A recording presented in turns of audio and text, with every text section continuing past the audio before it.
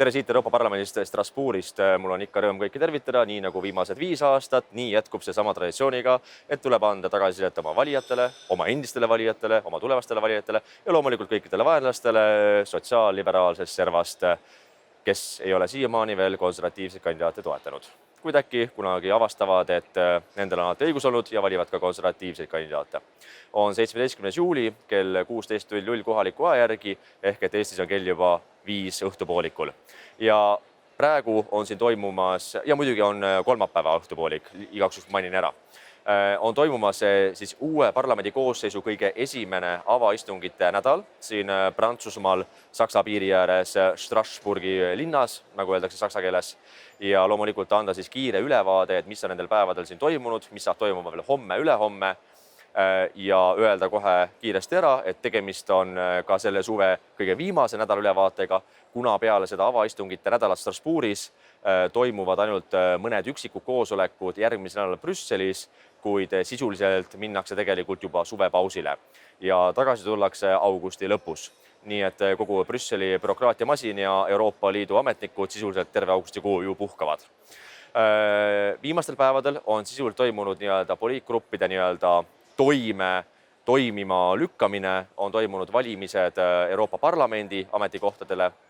Näiteks on meil toimunud viimase paari päeva jooksul mitmeid poliitgruppi konservatiivid ja reformistid koosolekuid. Õnneks tundub, et vist enamus Eesti inimesi on juba aru saanud, et mida see poliitgrupp endast kujutab, kuna ka viimases nädala ülevaates ma sellest ülevaate andsin suhteliselt põhjalikult. Üksikuid inimesi tõesti on veel, kes võib-olla sellest aru pole saanud, kuid ma kardan, et ega nad kunagi aru saama ei hakkagi, aga seal saab ainult ajata kõrgemad jõud taevast. On toimunud poliitgruppide koosolekud. Eile hommikul ehk teisipäeva hommikul oli poliitgrupi koosolek eriti huvitav, kuna poliitgrupi koosolekul käis Ursula von der Leyen. Hommikul kell 9 tuli ta siis meie fraktsiooni koosolekule. Meil oli tund aega, kus ta siis tegi oma ilukõnet sellest, et mida ta tahaks teha siis uue ametiaja jooksul, kui Euroopa Parlament teda neljapäeval ehk homme valiks tagasi Euroopa Komisjoni presidendiks.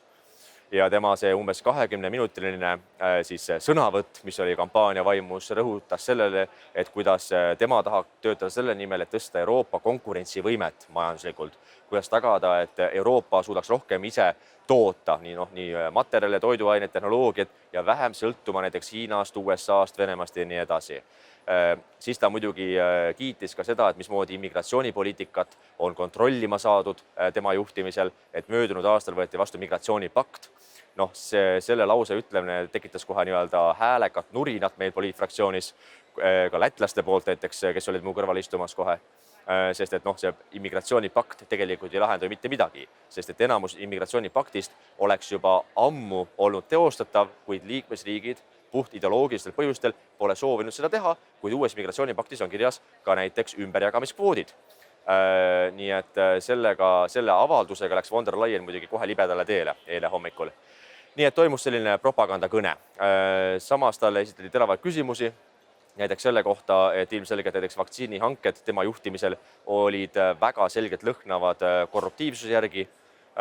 Näiteks täna hommikul ehk päev enne von der Leyeni hääletust Euroopa Parlamendis tegi otsusega Euroopa Kohus, kus öeldi, et Euroopa Komisjoni ehk von der Leyeni juhitud Euroopa Komisjoni vaktsiinihanked olid ebaselged, läbinähtamatud ja tegemist oli lubamatu teoga ehk et sisult seaduse rikkumisega. Nii et näis ole, et kas see kohtuotsus tõesti tuli päev enne hääletust juhuslikult või see tuli kuidagi kellegi poolt kontrollitult. Aga eks homme hääletus näitab seda. Igastahes tema külaskäik meie fraktsiooni ei olnud ülemäära just soojalt vastu võetud. See oli pigem selline pragmaatiline, konstruktiivne, aga kindlana see, et suurem osa meie poliitfraktsioonist von der Leyen homme ei toeta, sealhulgas mina muidugi. Lisaks sellele on valitud Euroopa Parlamendi uuesti president, asepresidendid. Euroopa Parlamendi presidendiks jäi sama isik, Maltalt pärit konservatiivsem naispoliitik Roberta Metsola. Ta sai väga suure toetuse Euroopa Parlamendis. Tema ainukene vastaskandidaat oli Hispaaniast pärit kommunist ehk et vasakäärmuslike rühma poolt esitatud kandidaat, kes oma sõnavõtus rõhutas seda, kuidas tuleb võidelda kõikide paremäärmuslaste vastu ja nemad on antifašistid ja tuleb tagada sotsiaalne võrdsus ja sisult täielik kommunistlik jura. ja seega tema oli ainukene vastaskandidaat Roberta Metsolale, kes on siis Euroopa Rahvaparteis tegelikult, kuid õnneks selle viimase 5 aasta jooksul, õigemini 2,5 aasta jooksul, kui ta on olnud Euroopa Parlamendi president, peab ütlema, et ta on olnud üpriski tasakaalukas. Ehk et tema töö on juhtida Euroopa Parlamendi tööd võimalikult võrdselt niimoodi, et kõik poliitfraktsioonid ja parlamendi liikmed oleksid võrdselt koheldud parlamendi poolt. Nii et seda ta on üpriski edukalt teinud ja seega ta valiti ka tagasi. Ja asepresidentiks valiti 14 inimest ja meie poliitfraktsioonis konservatiivid ja reformistid sai 2 inimest asepresidendiks. Üks itaallanna ja teine oli vist poolakas, Poolast pärit parlamendi liige. Seejärel täna näiteks hommikul oli debatt Ukraina toetamise üle ja pärastlõunal oli ka hääletus siis selle üle, et kuidas Euroopa peab jätkama Ukraina toetamist. Ma usun, et ühelgi mõistlikul inimesel pole selles osas kahtlust, et Ukrainat tuleb toetada, kuid muidugi häda on selles, et Euroopa Parlamendi resolutsioonid üldiselt ei kohusta liikmesriike või Berliini või Emmanuel Macroni mitte millekski. Tegemist on selliste deklaratiivsete sõnavõttudega ja toredate resolutsioonidega. Öeldakse, et Euroopa Parlament ütleb seda, aga lõpuks kas see saadab mõned tankid või hävitab Ukrainasse? No paraku mitte. Et lõpuks reaalpoliitiliselt ikkagi on see liikmesriikide otsus ja ilmselgelt liikmesriigid, eelkõige suurriigid, ei ole ammugi piisavalt teinud. Ja täna näiteks oli ka siis Delfi saade siit Strasbourgist, kus saates olid lisaks minule ka Jüri Ratas ja Sven Mikser, kes juhtus vaatama. No väga tore, võite anda tagasisidet ja kommentaare, et kuidas see debatt tundus.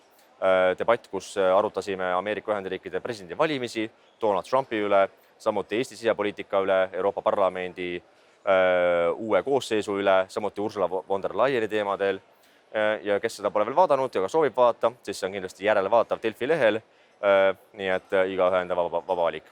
Ja õhtul peaks olema ka intervjuu nähtav TV3 uudistes, sest just praegu enne siia seda nädala videot tegema tulekut tegime pikema intervjuu TV3-le, kus olid teemaks nii Ungari ja Viktor Orban, kui ka siis von der Leyeni hääletus homme, kui ka siin Ameerika Ühendriikide presidendi valimised. Nii et kel pole paremat teha õhtul, siis võite krutida telekanali TV3-le ja vaadata uudiseid. Ja lõpetuseks, homme ongi siis hääletus Ursula von der Leyeni üle. See on väga nibin-nabin, et kas ta läheb läbi või ei lähe läbi. Ma väga loodan, et ta ei lähe läbi, kuna tema on olnud viimase 5 aasta jooksul üks põhilisi arhitekte kogu sellele roheäärmususele. Tema on olnud arhitekte sellele, et Euroopa on suurendanud oma bürokraatiat, ettevõtlust on välja suretatud, Euroopa konkurentsivõime on kahanenud ja lõppkokkuvõttes inimeste elatustase on selgelt langenud viimase 5 aastaga von der Leyeni juhtimise ajal.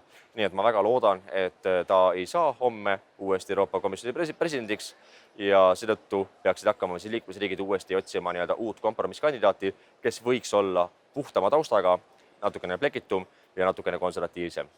Mina soovin aga kõigile ilusat suve jätku. Kui on küsimusi ja arvamusi, võite mulle kirjutada. Kui midagi kirjutada pole, siis nautige suve, minge ujuma, minge välja väga palju ja kui me varem ei kohtu, siis kohtume juba septembrikuus Brüsselist Euroopa Parlamendist, et jätkata loomulikult tagasisidega inimestele, et mida see Euroopa Parlament oma 10 000 ametnikuga ka päriselt igapäevaselt teeb. Aitäh ja kohtume taas!